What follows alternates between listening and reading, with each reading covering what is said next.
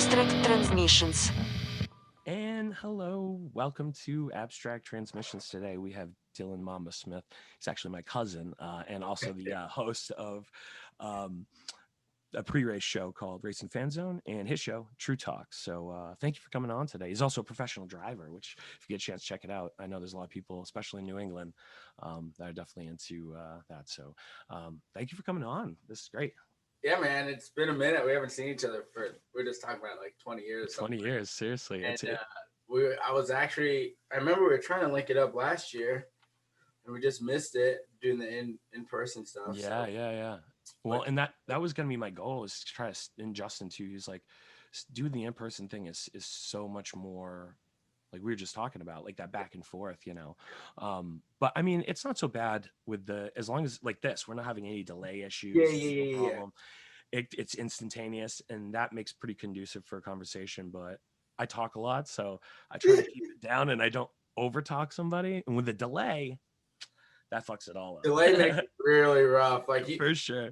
you can watch like if you watch the shows on ESPN, right? And those are full blown productions, like crews, and they know what they're doing. They can't get that delay thing right because the people now, especially on like First Take or like the shows where it's argument or whatever, they can't get that right because they start talking to each other and then there's a delay. And they're like, oh no, you go, no, you. It's so funny. It's so funny. That's literally happened like the past two episodes. And I usually it's good for me though, because it allows me to okay, you gotta shut up. Like which Yeah, is like like you have to shut down for a minute and let it go so someone can retort back. Yeah. absolutely. Like I've really kind of enjoyed that aspect because it's been a challenge for me. And I like, I mean, that's when I was in sales, like I was terrible at sales right out of the gate. And eventually I just kind of figured out you mold sales to yourself. You have to be a good salesperson, but at the same time, like you find your strengths and you work on those Yeah. to strengthen them. And then you work on your kind of weaknesses and try to, work that out. Sure. And in my opinion, that's just kind of what worked best for me is, knowledge and skills and trying to learn to not over talk and overdo Yeah. it. I think that's kind of just in life in general though. Like you got whatever you're good at, right? Like we're all good at something. And once you figure what you're good at, you got to hone in on that and master that craft. But then once you feel like you're really secure in whatever you're good at, you got to start expanding so you can be well versed. That's kind of, I feel like that's really important. And a lot of younger people struggle with that. Oh, definitely. And Yeah. it worries me because of the technology, and the more we slip into this, and the less we connect, and the less in-person interaction we have, the more anxiety we have because of it, which is just going to get exponentially worse with the use of drugs and substances to counteract that, and then people are going to become more socially anxious, and then self-medicate because of it, which turns into alcoholism, drug addiction, major depression, anxiety. And it's sad because I really think that it has to do with social connection. Oh, yeah. I'm going to try really hard to make sure I remember this because I got to go with the next couple episodes I'm editing. I'm way behind on that we were just talking about. I like to hold myself accountable on the air. Writing down stuff in the comments. There is a link that I'm going to put in here for viewers and yourself. If you get a chance, I'll send it to you. Yeah. And it's a TED talk, and it's about substance use, and that really people have addiction wrong. It's not about people being unable to carry themselves through or to being strong enough. It's about, I mean, there's a big facet. You have to be able to try to figure out and want to get out of it. But Right. social interaction and support groups and family and being around people and being really in big social environments, having the ability to go out, exercise and find hobbies and be productive and not Yeah. be crushed by your life. Right. That tends to, go in the opposite direction. So I'll let people watch it, but basically they go into and they're talking about how they put mice in a similar situation. If they have very big environments with lots of tunnels and lots of, water and food and other rats to have rat sex with, whatever it is, they're happy in their lives. They don't Yeah, want the to go community. Yeah, exactly. They've That's got a what you're talking community. about. You're talking about community. That's it. They're happy. They're connected, and they choose the regular water, and they don't even look at the cocaine water. Yeah. So, the big thing I think there is that we're losing that connection between each other, and that once we figure that out, I think that can be what solves a lot of that. What worries me is I don't see that happening very soon. So here's the thing, right? Is like COVID has really messed up a lot of things, obviously, like a lot of things. Yeah. But depending on what side of that spectrum you were on, like before COVID, is really gonna decide what kind of how you're gonna feel in and post COVID, right? Like for me, this year was the year of the white metal rat, which meant a year of prosperity. So in my mind, my stuff was set up. I was gonna do very well financially this year, like the best I've ever done. I was super hyped, right? So I'm like, here we go. Dad's gonna make bread. It's gonna be a great year. Bam, COVID hit. And I'm like, I didn't even make 25% of what I was gonna make all year, right? So I started looking at what was going on and the things in my life, and I kind of realized that it was a year of growth, but it wasn't financial growth necessarily or professional growth. It was more like personal growth. Yeah. But like this year, I hope that your listeners and everybody this year, if you didn't like what your life was, where you were at in life, or something about it, even a little thing about it, and you didn't take this time to fix it or change it or go learn a new trade or go create something or go just do something, because you can still do stuff. Bingo. If you didn't take that time to take that inner look, you completely missed the boat on what COVID was really gonna do. Like it's there, there's stuff, but like there's some inner stuff that you really messed up on if you're not taking advantage of it. So I totally feel like I agree with that, because there's a lot of like, I think that's exactly it. This time was a transformational thing. And a lot of people, if you go back and you look at the whole 2012 thing and the fact that we operate off of a Gregorian calendar versus what they were operating, that kind of fits right in. The end of the world thing could have been an end of transformational thinking, right? Like we thought a certain way, and then the dawning of Aquarius or whatever it was that they sang about in that dumb song in the 70s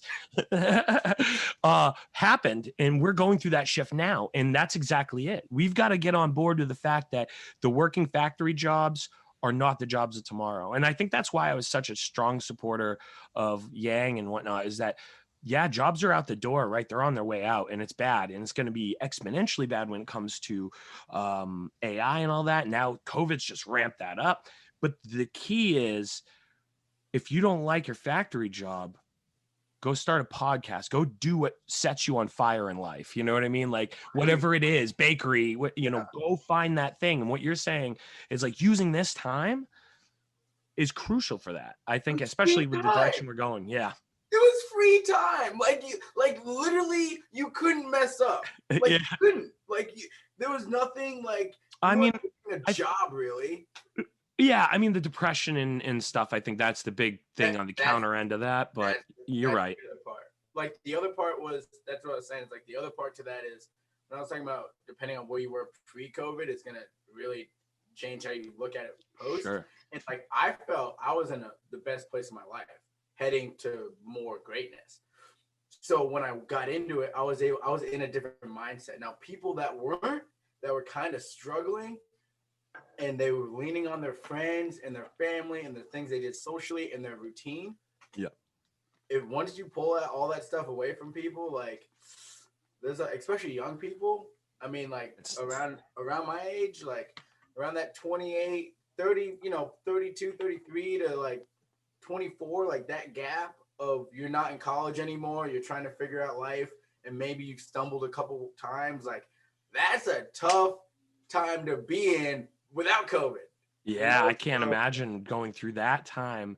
Like I lost my mom around that time, and I can't imagine going through this all during that. That's nuts, because I remember how, I mean, and you learn when you get older that all that is like you can kill it now. Just like that guy Gary Vaynerchuk or whatever. I don't know if you're familiar with him, but Gary V, I think his name is online. Check it out if you get a chance, or anybody in the, I mean, I'm sure some people on YouTube and listeners are familiar with him, but he's kind of now like a motivational guy. Long story short, his whole thing is he didn't start until his like 30s, late 30s. And life isn't dictated by your 23 through 25. But I remember being that age and being like, everything sits on this right now. This is the pivotal watershed moment in my life. Oh my God. Yeah. I remember that. And it's terrifying. And during COVID, I can see why things are the way they are right now. And it's sad. I mean, yeah, like, so one question I ask because I do a lot of different stuff. I travel and work with a lot of different people on a lot of different industries, which is really cool. And I'm very fortunate to be able to do what I do. But one of the biggest questions I ask people, especially because a lot of times I don't know these people, like they come in, we work together for an event for a week, and then I might not see them for another 3 months or maybe not ever again. Yeah. But I always ask all these new people, I'm like, hey, what's one thing that you know now that you wish you knew in high school before high school ended, right? And a lot of people have the same answer. Like, a lot of people is like, either, high school, the things I learned in high school weren't really going to matter, or I wish I didn't, the friends that I had in high school, I wish I didn't put as much effort into some of those relationships because I don't even know those people now. Like, wow. mine was, I wish I knew that trying to be perfect was the biggest mistake I can make because it creates more mistakes. For sure. Like, absolutely. And that's like in high school, that's like in regular, that's just when you're trying to just do what you think people want you to do and be. Oh, if it's not you, then it ain't gonna happen. Forget it. Yeah, I agree. Down.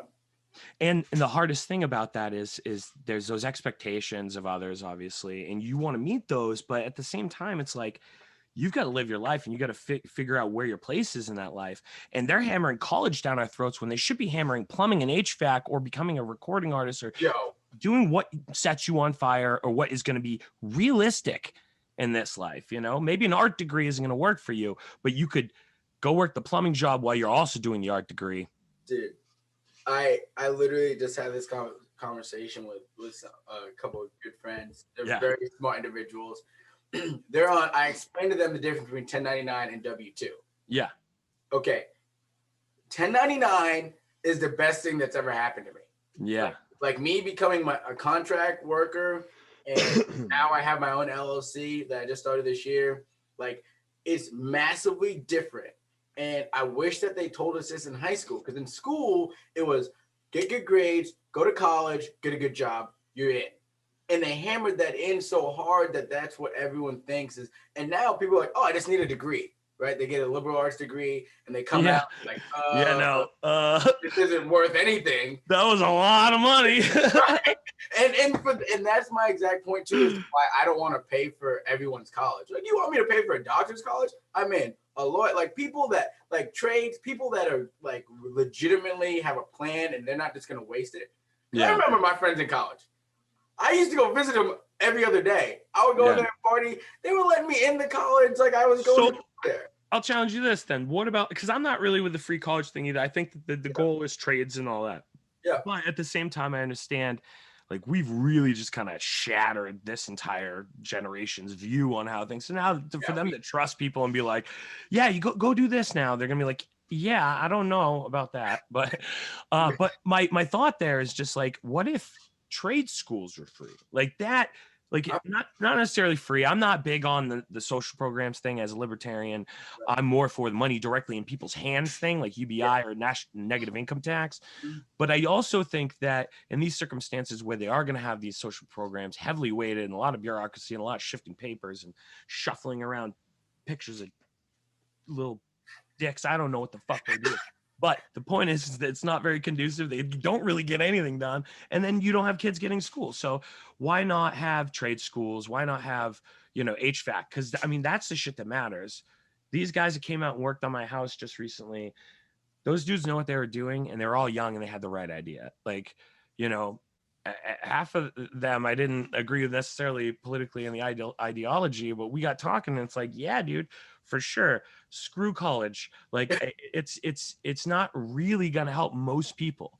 Most people are not going to benefit from a liberal arts degree unless they are going to combine it with multiple degrees. Right. Yeah, That's what that people could don't be get.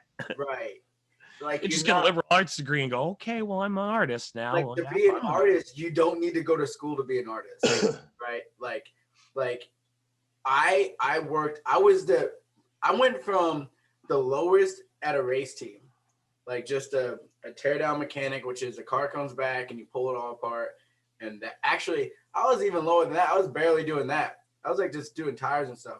But by the time, so from 2011 to 2018, I had made it to the top. I had won our cup championship with my favorite race car driver, and Tony Stewart.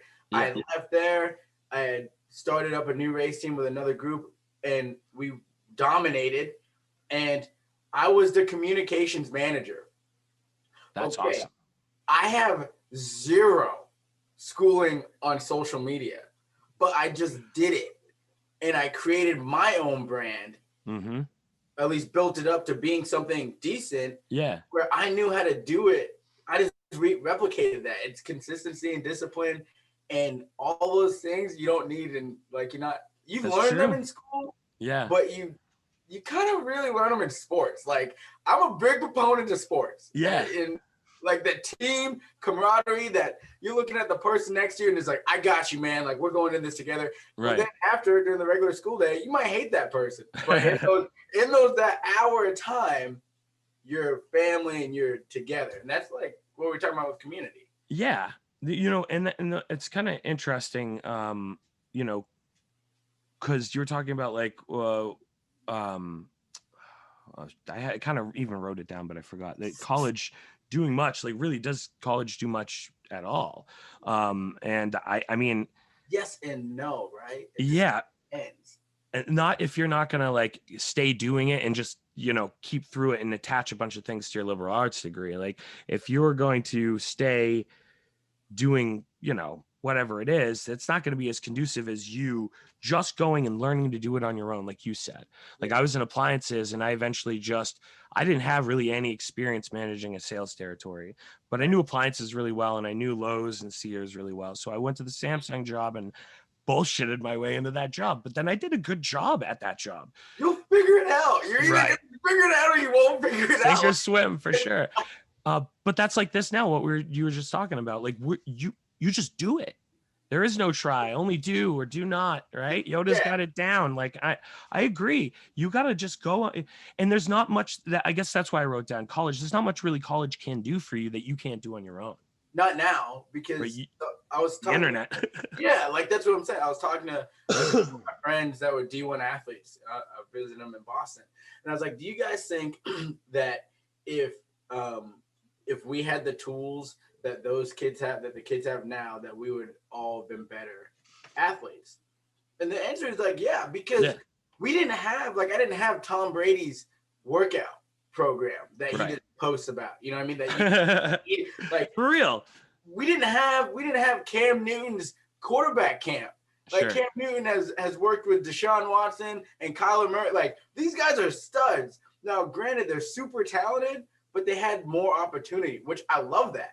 Right. I love that. Well, that's the benefit of the internet. Like we've got so many negatives, like we were talking about, kind of like in the social anxiety and the disconnection, but those things are very, very big positives in the way that we all have the access to the internet right now in front of us all the time. And that's, I think, more the frustrating thing for me when it comes to a lot of things, is that people, and on both sides, politically and ideologically, they jump to conclusions without researching things first. They just go, I saw it on there and that's right, and I'm going to repost it. And then they it's a hill to die on, whether they're right or wrong. And that becomes really problematic because it's a cognitive dissonance thing. And I think that, it's just, I think, it could be kind of problematic in that aspect. I mean, like with that part of it, people aren't in America. So I'm like Uber Platinum. Like that's how much I Uber, because in different cities, right? So, and most of the time, my Uber driver is not from here, and that's my favorite time because I sit there and we'll be talking about stuff. I'm like, so where you from? And they'll be like, like a lot. There's a lot of Nigerians, a lot of Western African people here, and they're like, I'm like, you know, do you like it here? Yeah, I love it here. Would you rather be here or home? And it's always here. Like, if you don't communicate with people, then you don't know. Like everybody that's like, oh, if this person gets elected, I'm leaving the country and I'm going to such and such. And I'm like, good luck with that. Like, like there's no middle class in so many countries that you think you're just gonna pick up and go. But there's a reason all these people are coming here. Yeah. I mean, people say about the Canada thing all the time, and there's a lot of things I respect and like about Canada. But the number one thing that I don't respect about Canada, and if you're familiar with Jordan Peterson, whether you like him or hate him, was the free speech thing. It's absolutely the most important thing in our life is the ability to communicate freely with each other, whether we agree or not. Safe spaces, they don't exist. In reality, you know, a lion isn't going to jump in your house and kill you, but there is a small, tiny, infinitesimal possibility that a lion is going to break down your door and kill you, and there's nothing you could do about it. Or a plane engine could fall out of the sky and fucking destroy your trailer. Like, there's nothing you can do about those things. They're out of your hands. There's no such thing as real, true safe spaces from people's ideas or the hunk of metal falling out of the sky. Like, you can't control everything or what people do. So I think that free speech is super, super important, and we take it for granted here big time. And we overlook that big time. You see what happens in some other places. It's horrible. You speak out against some leadership, and you know, might be it. Like, you can go to jail for that. And for sure, I think you die for it. I mean, head cut off just for not agreeing. You know what I mean? Just for not agreeing. Not agreeing. Worse than that, just for existing a certain way. Because you were on. I mean, you can take Haiti and DR, right? Yeah. I'm Haitian, but I have family that we like. So the bloodlines cross over, obviously, very, very. The people on the Dominican Republic side versus the people on the Haitian side are very different. The cultures are very different, and they share literally the same space that's about this big. Yeah. You know, so that if that happens there, then you know it can happen anywhere. It's gonna happen literally everywhere. I mean, it's not like their soil's different. The water's the same. Like their cultures are so different. Yeah. So I think people also forget how to communicate. To your point, like communication, they don't know. We don't know how to have a combative conversation without disrespecting each other. That's true. Well, I think we do, but we don't know how to do it through text. We don't know how to let someone know, hey, I'm not being an asshole. Like, bro, I'll get it because living in Charlotte, North Carolina, and being in motorsports, there's a lot of conservative views. From Vermont, where there's a lot of liberal views, right? For sure. And I think I'm generally down the middle. Yeah, I lean right. But like leaning one way and being way out there is very, very different. Sure. You know? So my Facebook, it gets this cross line and cross blend of people. And sometimes I'm like, I wish I didn't say that because people are like just going at it. But like when I go to people, I'm like, listen, I'm not being a dick here. I want you to know we're cool. I just want to ask you about X, Y, and Z. Yeah. And then like that's how I make sure. It's like Keanu Reeves, you know, he takes pictures with people and he puts his hand like out the side of the out the side of the body so that you can see his hand isn't on anyone's like butt or anything. That's me. Yeah. I'm like, hey, we're good. I just want to ask them. So I mean, the really important thing that with that is like, I think that it's not so much people are getting angry through text. I think that we can't decipher what somebody means. There's no, I mean, oh my God, I bet people are rolling their eyes, people, regular listeners right now, on the, I mean, not that this is live, but when they hear this, when they hear this, they're gonna be like, oh my God, I've heard him say this a million times. Text is inert. It doesn't convey opinions or ideas or sarcasm or anything. Like, it's just words and you can interpret it however you see it. Better throw And that you're like, emoji that up guy's there. an angry dick and he's just joking, you know? Better throw the emoji up there to make sure you let him off the hook. Man, that's so funny because when I was with Samsung, I remember being like, is this like, people are putting emojis in a lot of stuff. Is this a normal? Yes, this is business professional. And the reason why is because there's no way to convey emotion in emails, and far too often they're conveyed as negative or whatever. Yeah. So I'm like, oh, okay. I Professional hate emails with emojis. I know, like I hate emails because I feel like because I'm very sarcastic and I'm joking all the time. Like I Yeah. joke all the time. In emails, I don't know how professional it is to write ha ha. You know? Like I don't know how okay that is to write ha ha in there. Yeah, because it comes off like ha ha, or does it come off like ha ha ha? I have no idea. Yeah, that's it. You know what I mean? Because you can't, and Like, you can't force somebody to, you can't introduce, you know, how you're thinking to them while you're through email. It's just not, it's problematic. And I think it's where our biggest problems are as a society right now, is that everything's done through text, everything's done through Instagram and Facebook and Twitter. 160 characters is a real short amount of space to try to get your point across. So you got to be right. You know, everybody's obsessed with being right. I got to be right. Why not try to be wrong? Right? Why not try to just accept that we're all wrong about shit all the time? That's what my goal is.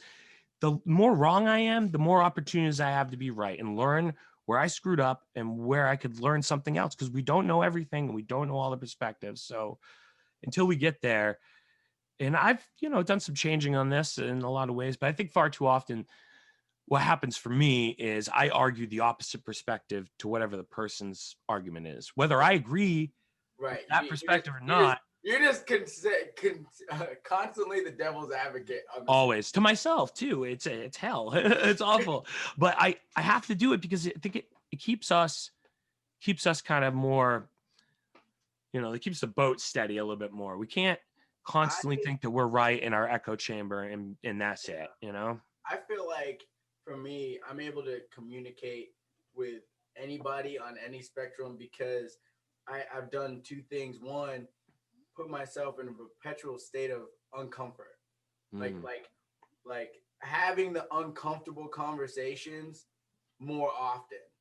And with people that maybe I really don't know and I shouldn't get that awkward with, like go that far with them. But I'm like, you know what? Like if we're sharing time with each other, like tell me how your brain works. I want to know how you think. Yeah. And like let me, because I might learn something, but if I don't ask the questions or make the statements, I ain't gonna learn something. I did the same thing when I was with Samsung. Like when I worked with people there, I mean, a lot of people thought I was weird because I was from New Hampshire and like, they're like, that's like Boston, right? I'm like, yeah, But it's you Boston. are weird, but That's true. And that's it. They're like, this is an interesting person. And I'm like, you're more interesting to me than I am to you, believe me. And I want to ask questions all the time. And I'm glad that it kind of turned out like this because, you know, although I'm not, you know, things have gotten really, really bad with, the ankles and that stuff. Like I've managed to turn it around in a positive. I've had to accept some limitations, like not driving. That's a hard one, especially when you're a guy and you're like, I can get through anything. And like not hiking a mountain and taking my kid to do stuff, especially this last year where only going outside by ourselves is really an option. And I can't go hiking a mountain with him. And I'm not driving. And there's just a lot of things that accepting is tough. But, you know, there's a lot of good things that have come out of this too. And if you can find the good and the negatives, I think that's it. Finding your place and happiness where you are currently in life is more important than chasing down that endless perpetual need to be happy and you're never able to fulfill it because no matter what you do, it's never fulfilled. And there's always this one more thing that you should do and you could have done. Yeah. I don't want to live like my life like that. That sounds an awful lot like purgatory, right? I mean, there's two things you hit on, right? Is like trying to be happy. Well, happiness is a choice. Like I wake up every day and I'm just happy to be able to wake up that day and be able to start my day. Because there's a lot of people that they ain't waking up tomorrow. Right. And if I wake up tomorrow, I'm very thankful just for that. So if you can start your day off with something like that, it just changes your whole perspective. Instead of like, shit, I got to go back to work. Got to go back to that job I hate. It's like, nah, you know what? I get to see the woman I love, or I get to see my nephew or my best friend. Like there's just start your day off with something good. And the second thing is the collateral beauty in it. The collateral, it's kind of like how we started this conversation off with, like, you know, the year of the white metal rat and how it's a year of prosperity. It's collateral beauty, like finding the great parts in anguish and in struggle is that's where everything really, it's like that phoenix. I agree. It died and then it's reborn again in a whole nother light. And every time a little bit of you dies and you regrow, you're expanded because you're now further than you were just before without going through all that bullshit. So I enjoy going through bullshit, like, honestly, because I know that I'm gonna get through it, and I know I'm gonna be better at it. I just gotta keep grinding to get through it. So it's hard to get in that mindset for people. Well, no, I think that you definitely brought up something that made me think about my wife, and it's tough because I try hard to kind of balance that line of what I should say and what I shouldn't say on the podcast, because I feel like some of it's personal, and she was a very personal person. She struggled a lot with personal anxiety and social anxiety. And also, you know, struggled with some substance issues. But I think that now, knowing her and knowing what we talked about and everything, that it'd be more important that people learn from what she went through than not. So when we talk about kind of like the talking about not wanting to live or anything, there's a lot of people out there that are going through that right now. And man, I've had some days that are tough, and I've woken up, and I mean, it's more situational depression for me, still going through grief and stuff, because I've always been positive. I've lost a lot of people, and it's been like a continuous thing throughout life.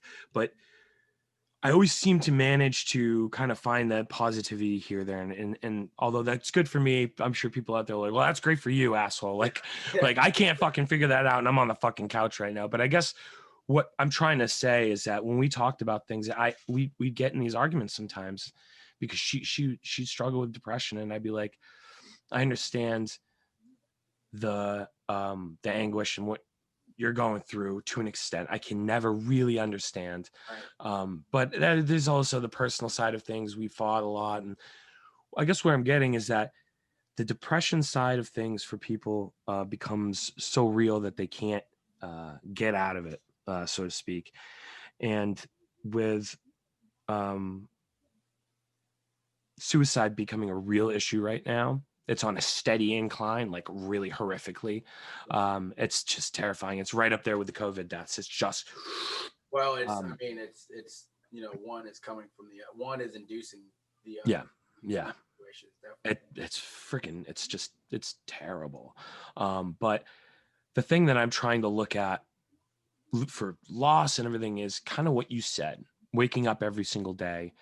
And I look at this, and this used to upset her because it wasn't so much a spiritual thing as it was a mathematical thing, that if you just break it down by the numbers, the raw numbers, and this is it for me. This is how I look at things, is patterns and weird connections and shit that just makes my brain go slow the fuck down constantly. We're all here by such an infinitesimal chance. It's so crazy. Even if you're not, you know, it depends on how you believe. I know plenty of people that are how I used to be. I was very hard atheist. I'm not now. I've had some strong things in my life change that. But I'd say I'm spiritually agnostic, I guess, is as close as I can get, because science is a big driver for me. Yeah.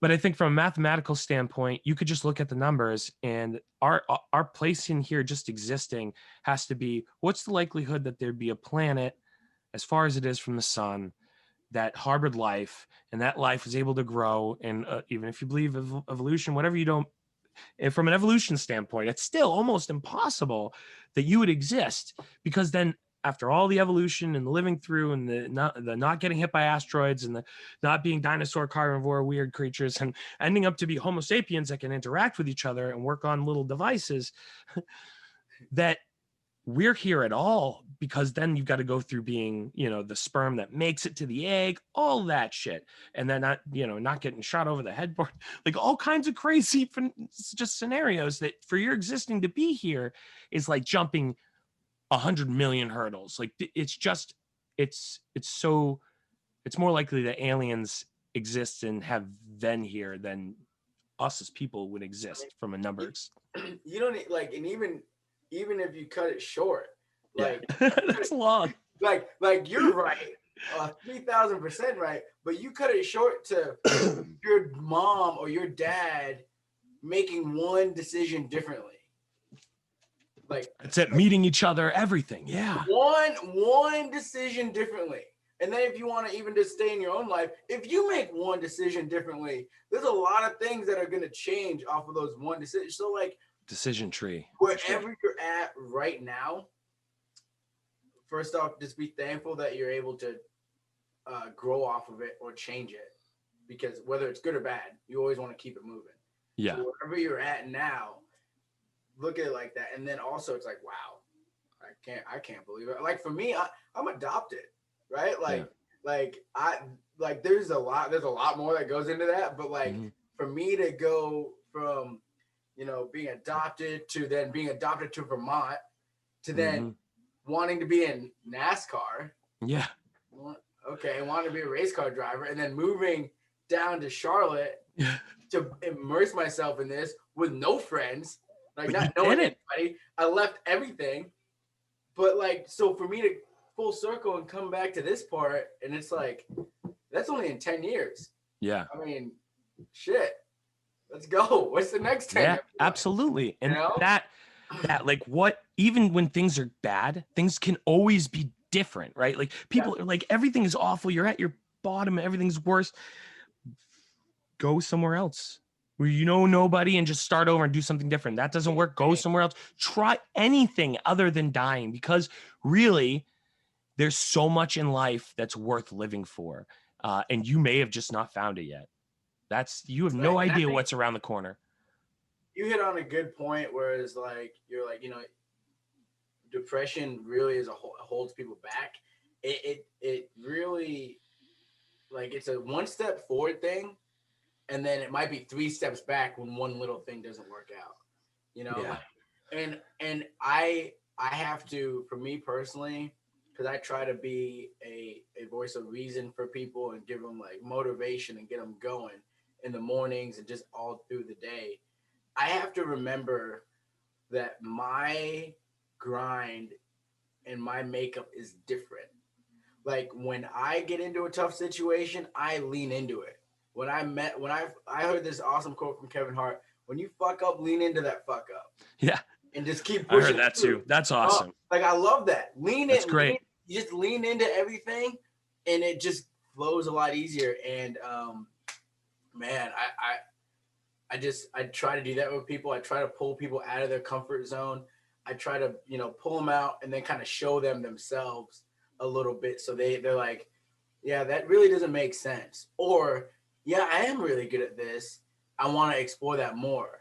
Like it could be a 30-second conversation or a 3-year relationship that just changes people. And you just never know how bad someone's going through it. Like no one would ever know when I'm struggling. Right. Because I hide it. Like I internalize it and I work on it myself. But there's a lot of times it's like, shoot, man, I wish I had somebody come through and like, hey, let's go do this. And that happens a lot. But like people think that because I'm so outgoing and, always up, that, oh, he's probably busy. He's probably doing something. And a lot of times I spend more time by myself than not. I'm flying around the country by myself. I've got my own hotel room. Like I'm working with people and doing stuff, but like a lot of times in between those moments, that's when my brain is just like thinking about entirely too much. Yeah. It gets a lot. I got to slow myself down by just focusing in, because I'm single. I want a family and I want a significant other. I want all those things really bad. But I also know that I'm not going to settle for those things, and the right person will come up if the right person comes up. Yeah. So that energy that I would use towards that relationship is just stagnant, and it turns kind of negative when I start thinking about it too much. So I have had to figure out how to adjust negative energy and put it towards something positive, whether it be working working, and by work I mean working on myself, working on my craft, working in general, like real work, helping other people, finding something new, working, like just anything I can do to direct that energy into something positive, because energy is energy. Right. Regardless if it's negative or positive is up to you, is which is where you put it. You know what I Yeah, mean? So for sure. if you can hone in on any kind of energy and put it to something, always put it to something positive, reap what you sow, baby. You know? Absolutely. I mean, that's what people that's why people find their niche, is that, and it's the same thing you were just saying about like relationships, and like, and I struggle with this, I think, a little bit too, just because I don't even know, where to go exactly. So I think that with a lot of that kind of confusion kind of comes that like need to be like, oh, I same thing, I want to move on with my life and things to get better, but letting things happen naturally, with work, with life, with everything, is just, you find what you're good at, what you're passionate about, and you focus on that, and everything else will just kind of fall into place. Yeah. It's hard to do, though. It's easier said than done. Well, like especially with like, so I'm very religious. I'm a big believer. My faith is really, it really fuels me on low days, Yeah. because I know that whatever he's putting in front of me is only going to make me better, and I already have the tools to beat those things. I just have to figure out which tools I need to pull off the shelf Right. to go beat that thing. I Right. got you. Yeah. Yeah. So that's that is, I think, the most giving back thing about religion and being a believer. And like a lot of it gets too distorted where people are like, you're a Christian, that means you only believe in this. And it's just like we were talking about politically. It's like, oh, you only believe in that. And it's like, no, I believe in this, and that's what I draw my strength from. Mm-hmm. But like that doesn't mean I don't also resonate with, Absolutely, multiple like people coming back, like the resurrection thing. Like you have a random, when you meet somebody and your connection with that person is so strong, or my dog, like me and my dog, that me and him, we're homies. yeah. And like the connection of that is like, there's something about this that I feel like I've met you before, or I feel like I've known you forever, or I feel like we just rolled into this and we've only known each other for 2 weeks, but we're like this. That's coming from something, For sure. and I can't explain it. Mm-hmm. And a past life kind of makes sense. And we start looking at astrology and all that stuff. Like, There's a lot of things in this world that I think coincide, and this goes into kind of what you were saying with like spirituality and whatnot. Like, it's a little different for me. I've struggled a lot with spirituality, but kind of what you're saying there about just kind of like finding a place, I guess, that makes you feel something. Because for me, that was not a thing for a long time, and even now it's something that I struggle with, I guess, in some ways, because I don't really understand it. I don't really know what it is that I feel now, but I know that after Kayla died, there's definitely some big shifts there, and it could just be people say it's psychologically, but no, I mean, there's some things that happened, like with our finances and stuff, that just everything fell into place in a way that was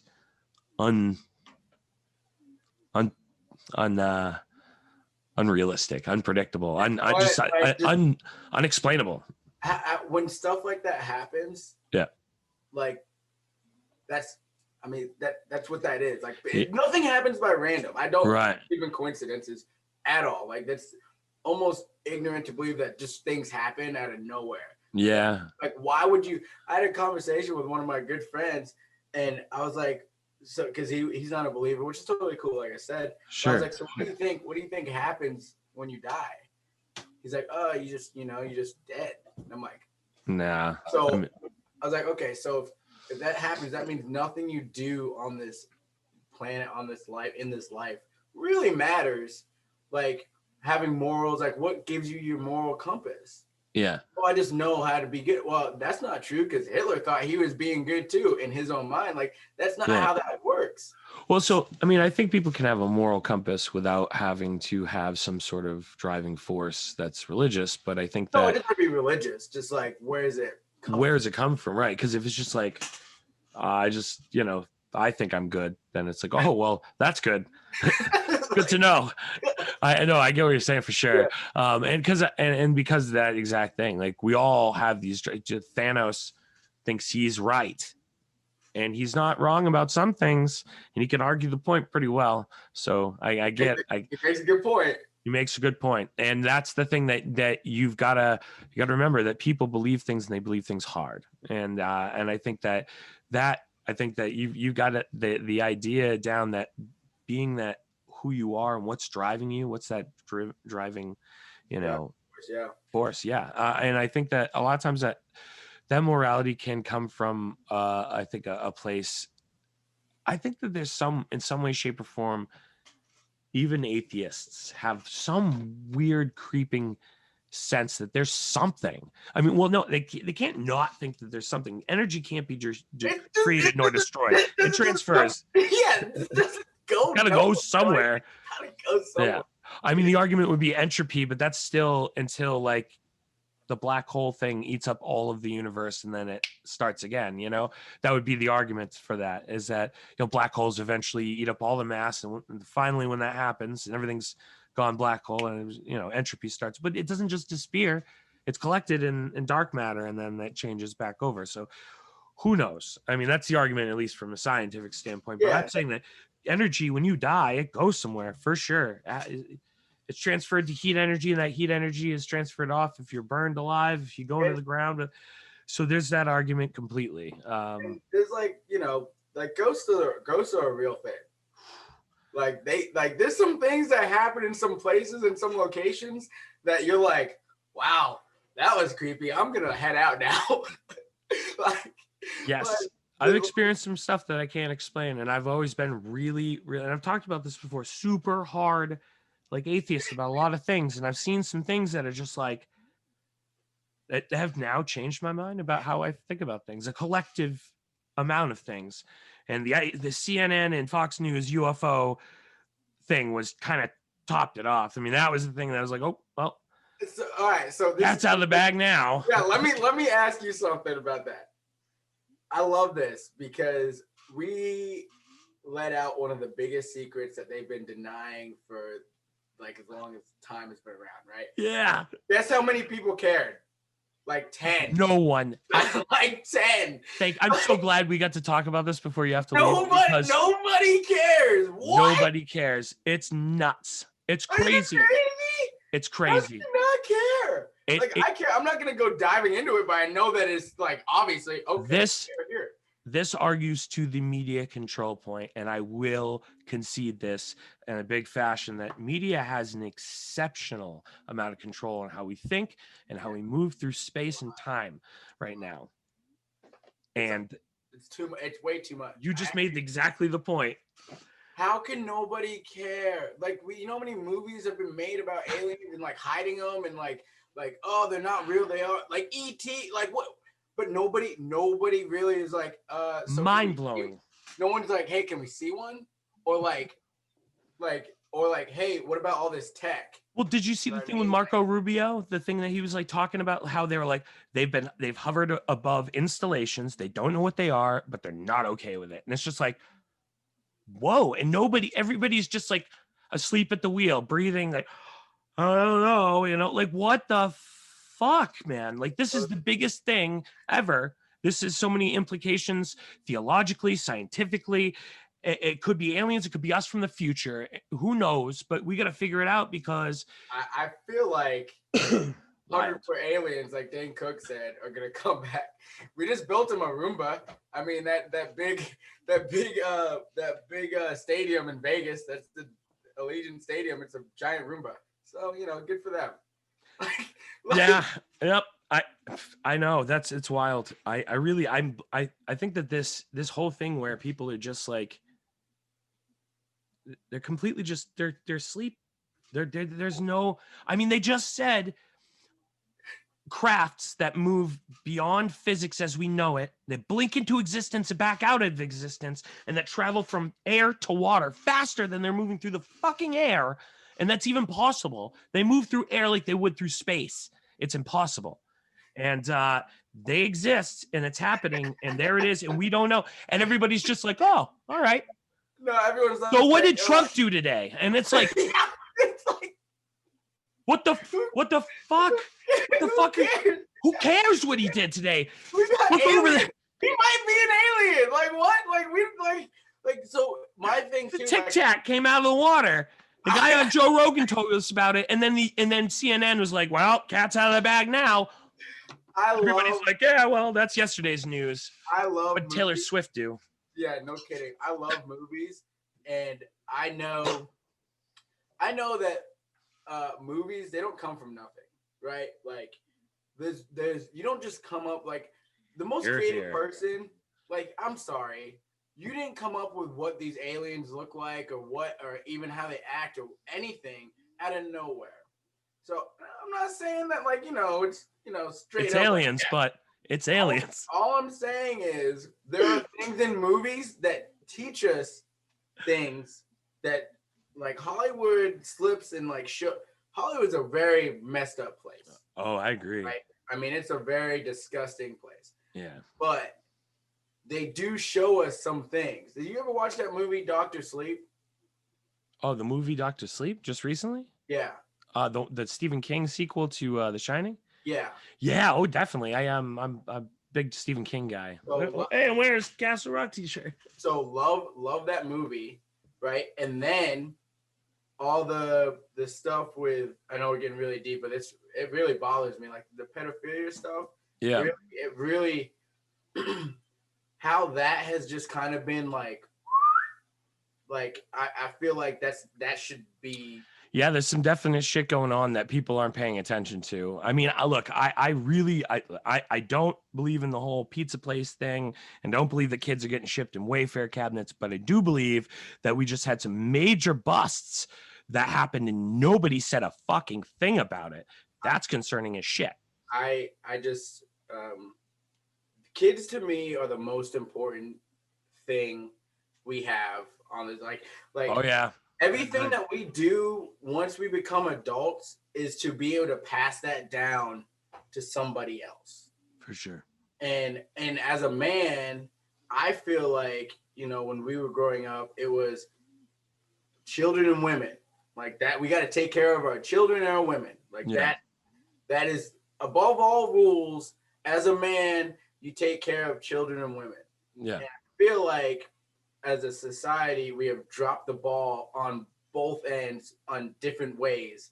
And like, there's just things that we just gotta, as a community, and like revamping how we think of stuff. Do you, have you, I'm not sure how familiar you are with Andrew Yang, but he brought this up a lot. He's a very strong advocate for family.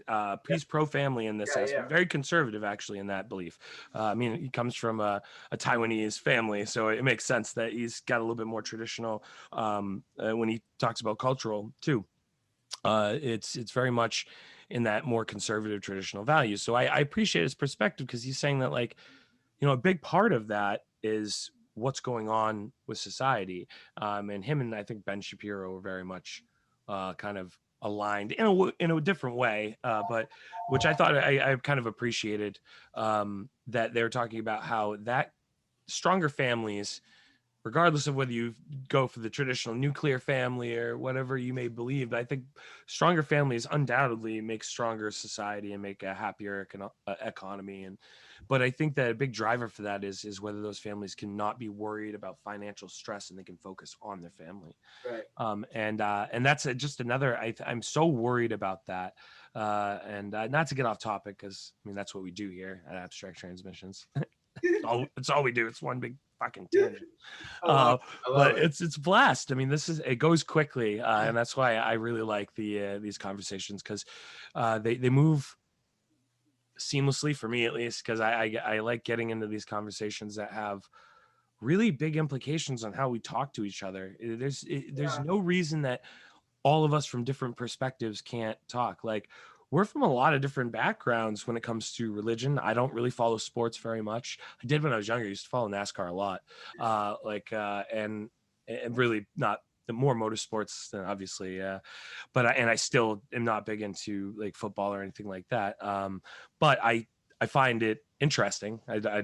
So like, but there's a lot of different things that we're not exactly synced up on, but we can have these conversations and it's fascinating to me. I love talking to people with different perspectives, and especially we haven't talked in a really long time. So kind of catching up over podcasts. Yeah, I think I agree, man. Like the people aspect, the people that everyone's different, but also the more you talk to people, the more you realize you're the same. If everyone dropped the label, if we drop the labels, like it's so true. It's such a cliche thing to say, but if you drop the labels, and have you ever heard the cliche? It's cliche for a reason. Yeah, right. Mm-hmm. I mean, if you drop the labels and just talk to people, and just see if you could. I don't know how you could never do it because we just can't. But if you could just talk about what you wanted and what things you thought were important and what things you thought weren't important. I would argue you can. I think that you can. And even in today's cancel culture, you can't get canceled if you don't give a fuck. And I think we need to stop giving a fuck because these people need to learn. And I hate to do this. The hard left hates me on this. And I get eaten up sometimes because of it, but I don't give a shit.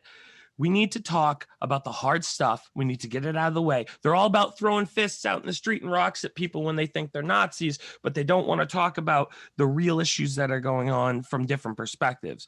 Like it's all about, no, I'm right. And that's that. And they're angry.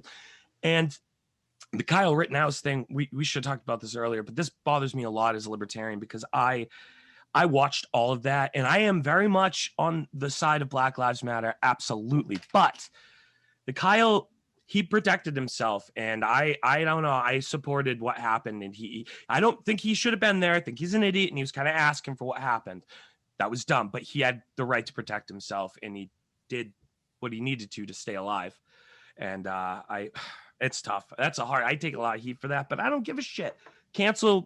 You can cancel people, but like Dave Chappelle is a perfect example of this. Dave Chappelle, he will say what he needs to say, and fuck people. Cancel culture is super dangerous. It's censoring people. I think that's my other. I'm looking at I think that's my other interview.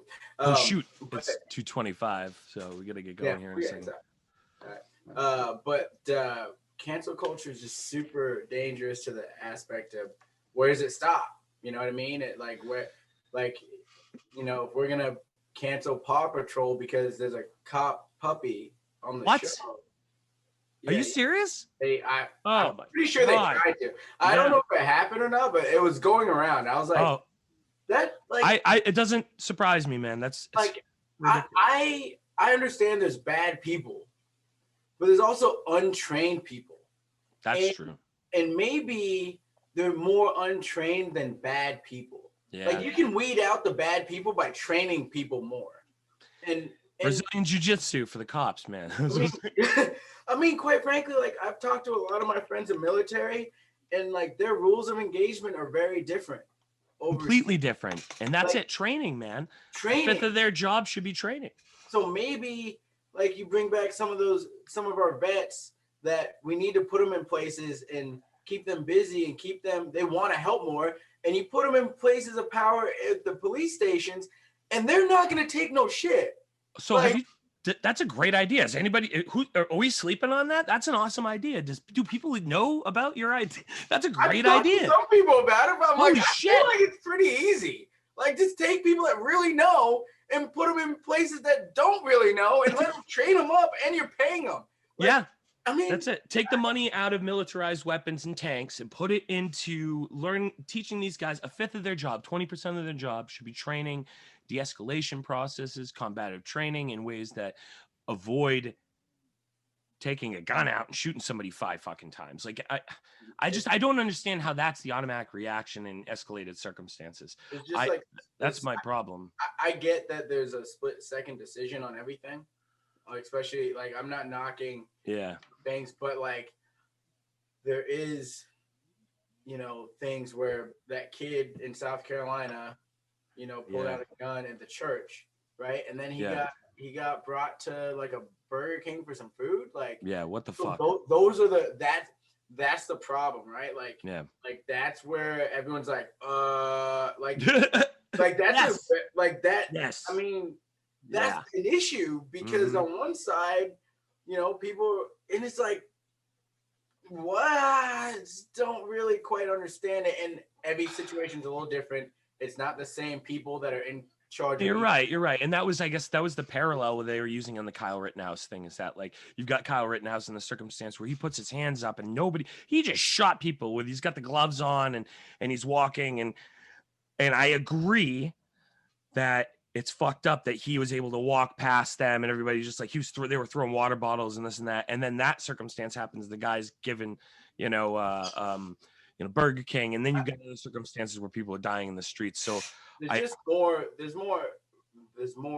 needs to be more balanced. Yeah, it needs to be more balanced. There's more one way or the other. But it's not uniform across all states and counties either, right? The training varies, the funding varies, the people and cultures vary. Like there's just so many things. You off, but I gotta take this call, brother. Oh, absolutely. No, we're at the time. Listen, thank you so much for coming on, and as always, I really appreciate you. Hey, bro, I'll give you a buzz here in a little bit. All right, take care and good luck with that call. Thanks, man. Take care. Hello. Yes, sir. Hey guys, we had to cut off a little short, and I really, really, really appreciate the perspective that he was just drawing,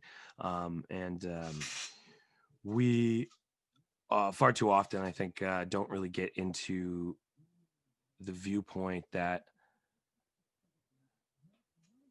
there's not so much an issue. I think there's an issue with race, definitely, but there's also an issue with uniformity across platforms where people are talking to each other and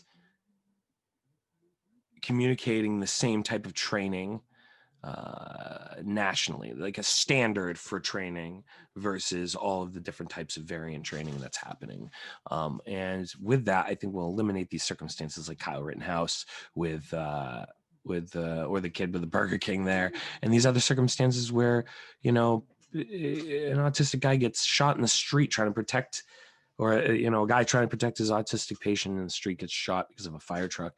There's so many things that are unbalanced and untrained properly, and we've really got to get back on board with a new type of thought process. We've got to change how we look at things, and I think that talking about that is how we get there. And I think that's where we will stop canceling each other, start listening, start making real changes without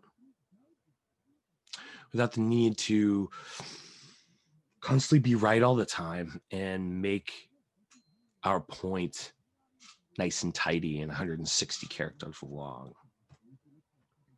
On that note, I appreciate everyone's time and attentiveness to our podcast, even though it's been a little choppy. I see the likes and the views out there, and I see some of the expansions, so especially on Apple and all that. So talk more, type less, guys. Love you all very much for listening, and Justin does too, and he's I know, looking forward to come back at some point, as long as everything kind of, stays going positive and all that. So if Justin's listening out there, he catches these once in a while. Miss you, man, and look forward to having you back. I have some really good podcasts coming up. So should be talking to a couple of new guests this week as well. And sorry about the delays on getting the other ones, but we got a whole bunch of episodes going up now. So enjoy listening. And as always, abstract here, abstract there.